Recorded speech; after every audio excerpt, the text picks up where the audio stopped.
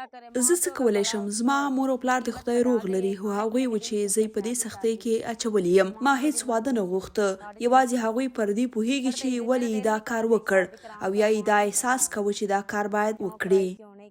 اقرا ایله د 14 کلونو وه چې یوه خپلوان ته واده شوه. اوس یې عمر 18 کاله دی او د 4 اولادونو مور ده. ښوونځي ته د تګ پر ځای هغه خپلې ورځې په پخلي، د کور د کارونو او ماشومانو په ساتنه تېروي. د ملګرو ملتونو په وینا په پاکستان کې له هرو 6 نجونو یوه یې په کم عمرۍ کې ودیږي. په دغه هیواد کې د هغو نجونو شمېر چې په کم عمرۍ کې واده شوي کابو 19 میلیونه دی. زما لومړنی ماشوم نجلۍ وه چې په کور کې وزیږېده او هغه مړه شوه. زه پخپله ډېره ځوانه وم، هغه سالمه زیږېدلې وه، خو د زیږون پر مهال زه له ډېرو پیچلتیاو سره مخ شوې وم. زه 2-3 میاشتې په روغتون کې وم. ما داسې احساس کاوه چې مرم. زه حتی پر دې نه پوهېدم چې زه چیرې یم او څه راپېښ دي.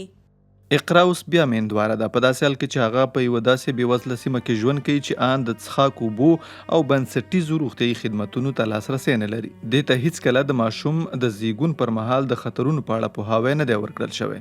په پاکستان کې هر کال 1.9 میلیونه ماشومان هغه ځوان نجونې زیږوي چې عمرونه یې د 15 او 19 کلونو ترمنځ وي.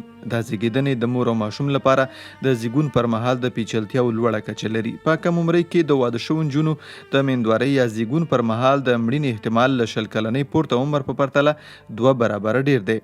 د بیوزلۍ رواجونو او د اقلیم د بدلون د ناخواله پایلو له کبله د اقرا په څیر ځینې نجونې ان تر زیږېدو د مخه د خپل کاکا، ماما، اما او یا د خاله زوی په نامه کیږي. زه به 14 کلنه یا 14 کلنه وم او زما میړه 15 یا 14 کلن و. موږ ډیر نه پوهېدو، خو بیا یې هم موږ واده کړو. هغوی موږ یو بار ګڼي او موږ په کور کې ساتل نه غواړي. زموږ په ټولنه کې ډیری داسې کورنۍ شته چې خپلې لوڼې د پیسو په بدل کې ودوي. په پاکستان کې د واده لپاره قانوني سن 14 کلنۍ ده، خو قانون د دې چارې په عملي کولو کې پاتې راغلی او 12 سلنه نجونې تر 15 کلنۍ د مخه ودیږي. په ډیر شمېر ټولنو کې اقتصادي او کلتوري فشار په کم عمرۍ کې د نجونو د ودېدو په برخه کې مهم نقش لوبوي. والدین چې زیاتره له بېوزلۍ سره مخ وي په ځینو مواردو کې د جهیز د ترلاسه کولو له لارې د مالي فشار د کمولو لپاره په کم عمرۍ کې واده د یوې حل لارې په توګه انګیري. په ځینو مواردو کې دودونه هم پر تعلیم باندې واده ته ترجیح ورکوي. د پاکستان په کلیوالي سیمو کې یوازې 42 سلنه نجونې ابتدایي ښوونځی پای ته رسوي. دا په دې معنی چې له خپلو حقونو بېخبره وي او له دې حلقې څخه د وتلو لپاره کم چانس لري. پاکستان کې زموږ بدقسمتي دا ده چې دلته هلکان او نجونې په هیڅ تصمیم کې نه شاملوي. هیڅکله یې رایه نه اخلي. د کور چې څه فیصله وي هغه پرې تحمیلوي. په پاکستان کې هلکانو ته هم په کم عمرۍ کې د واده کولو ستونزه شته. راجا تنکي ځوانو چې واده ورته وکړ هغه زده کړې نه وي کړې او نه هم مسلک زدهونو د بېوزلۍ په حلقه کې راګیر شو او نن د خپل ژوند د بقا لپاره کباړ راټولوي. دی په ډیره سختۍ توانیږي چې خپلو ماشومانو ته خواړه برابر کړي او یا هم د خپلې میندوارې مېرمنې ملاتړ وکړي.